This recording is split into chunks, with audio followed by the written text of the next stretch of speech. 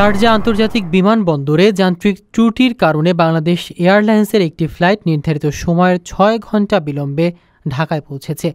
বুধবার সকাল ৮:৩০টায় আসার কথা থাকলেও ফ্লাইটটি দুপুর ১:৩০টার দিকে হজরত শাহজালাল আন্তর্জাতিক বিমানবন্দরে অবতরণ করে। বিমানের যাত্রীরা বিমানের ভিতরে দীর্ঘ সময় আটকা থাকে। বিমান চালানোর জন্য ৩ দফা চেষ্টা করলেও প্রথম ২ বার ব্যর্থ হয় পাইলটরা। তৃতীয়বার সফলভাবে উড়োজাহাজটি উড্ডয়ন করতে সক্ষম হয়।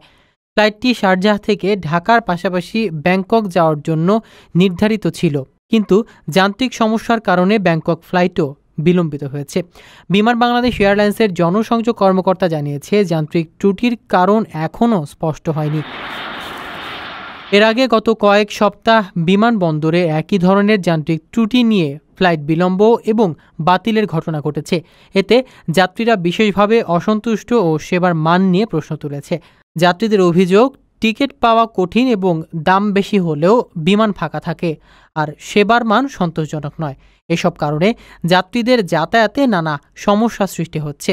বিমান কর্তৃপক্ষের দ্রুত এসব সমস্যা সমাধানের ব্যবস্থা নেওয়ার প্রয়োজন বলে মনে করছেন বিশেষজ্ঞরা।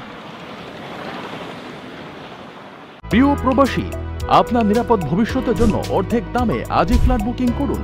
ঢাকায় প্রবাসী সিটি দিচ্ছে সীমিত সময়ের স্পেশাল অফার। জমিও ফ্ল্যাট একসাথে। যোগাযোগ করুন স্ক্রিনে দেওয়া নাম্বারে।